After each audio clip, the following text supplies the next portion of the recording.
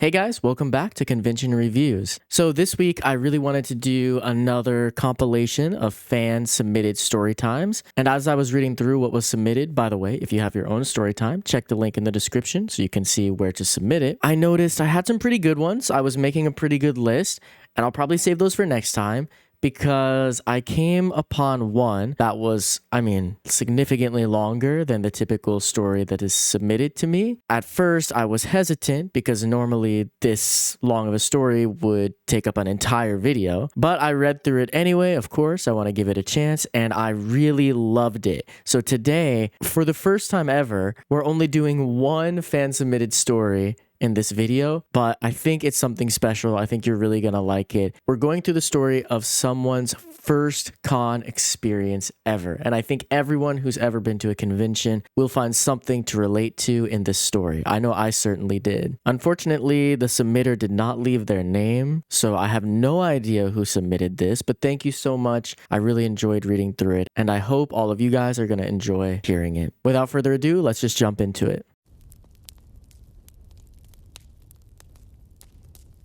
For my convention story, I'd like to share my experience of visiting my first con. I was 18 years old and just starting college at the time. I remember that it was a Friday and I was leaving my apartment for early morning classes. As I was heading to the subway, I noticed people walking past me in all sorts of costumes. I was curious. It certainly wasn't Halloween, and I hadn't heard of any sort of festival in my area, but I figured there must be some sort of art event going on and went on my way. In the afternoon, as I was heading back from school toward my apartment, I started noticing even more people in costumes. Some people were even dressed as characters from anime I recognized. What in the world was going on? I headed up to my apartment and told my roommate what I was seeing.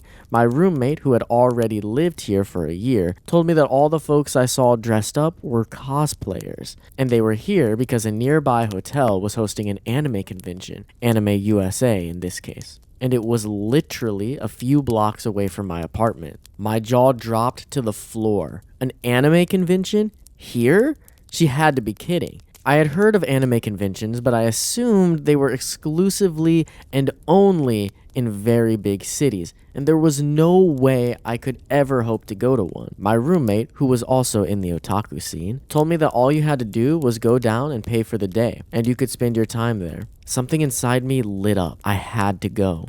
I had to see this for myself. Since I had no classes during the weekend, I made plans to go bright and early Saturday morning. The next day, armed with my roommate's cat ears and tail, I headed toward the direction of the con. My roommate would have gone with me, but she too had classes, so I went by myself. I remember feeling anxious. Here I was, outside in public, wearing cat ears and a tail, and feeling self-conscious, thinking that going to this con was a bad idea. But I saw more and more cosplayers around me just joking around and playing, while dressed head to toe in full cosplay. The anxiety slowly started to turn into something else entirely, something magical.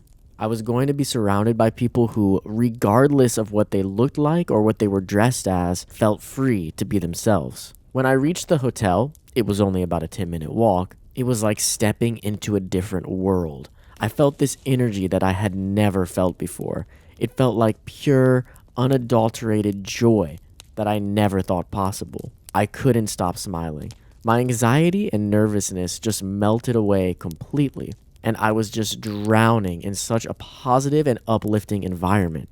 If I was dreaming, then please don't let me wake up. I found the line for registration, and although the line was long, it seemed to fly by. I wish I had 8 more pairs of eyes because I just wanted to see everything. Once or twice in the registration line, I was exposed to my first of many random shenanigans that would occur during cons. Someone started singing the opening theme song to SpongeBob SquarePants, and just about everyone in line went along with it. Feeling swept up in it all, I just had to sing along too. I had received my badge and program book, and I eagerly looked through it to see what sort of events the con offered. I saw that there was a schedule for panels and events, but beyond that, I realized that I could roam around as I pleased. I went to a couple of panels, but I was far more focused on exploring the area and watching fellow con-goers. I felt nervous taking pictures and talking to cosplayers, but asking politely and saying, "Hey, great cosplay," went a long way. I was amazed at how easy it was to just talk to random people. Normally, I'm shy and reserved,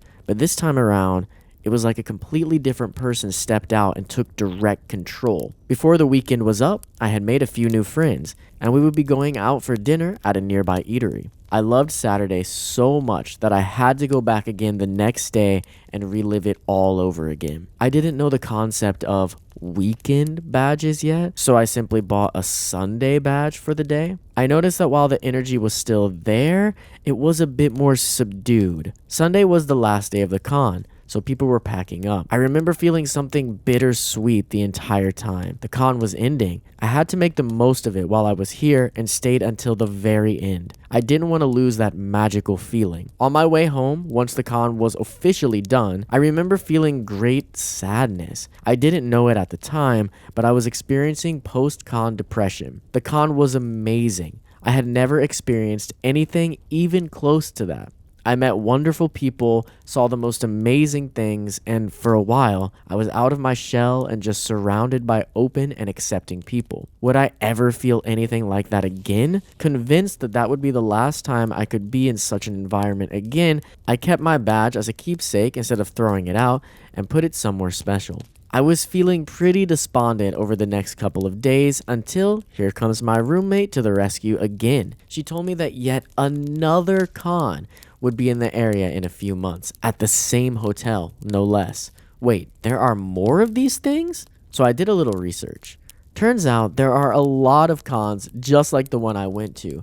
Cons all over the states and in the world, from small cities to big cities and all sorts of venues. There was even a con in my home state, basically in the next town over from where I lived. Some cons were small, while others were huge. The con I went to seemed pretty big to me, but the idea of cons that held upwards of 100,000 like-minded fans seemed impossible to me. But then again, I once thought going to any anime convention was nothing short of a pipe dream, so anything was possible. That's when something clicked for me. This didn't have to be the end. I didn't have to say goodbye to that magical experience that cons bring. This could be my thing. This was a world I could be a part of. Beyond being caught up in the excitement, just being surrounded by people bursting with creativity was where I knew I belonged. I could create something special too. I was in art school, for heaven's sake. I may have to tell the con bye for now, but it wasn't forever. It'll just be a little while and I'll be back to say I'm home. Since then, 14 plus years, I've made it my goal to attend at least one con a year, come hell or high water. With the exception of 2020 for obvious pandemic-related reasons, I've made it to at least one event every year. I've learned a lot since my first con, branched out to different conventions, met amazing people, exposed some of my own friends to the world of cons, and gotten them hooked. And of course, I have stretched my creative muscles and entered the world of cosplay as well, feeling like a freaking celebrity when folks want a picture of me. I don't feel awkward walking around town in cosplay during a con. Heck, I can't even remember the last time I willingly wore street clothes when it's con time. I even have my own little con traditions, like saving every single badge and corresponding program book after a con, and marking off the days on my calendar when it's exactly 1 month until day one. And though there are times I still feel shy and reserved, cons have helped me come out of my shell in my day-to-day life, and I feel open to meeting new people and having new experiences. Post-con depression doesn't hit me as much nowadays. Mostly, I'm just exhausted after a con and want nothing more than my bed. But when it does hit, it helps me to go back and remember what an adventure everything was, and plan on making the next con trip even more spectacular.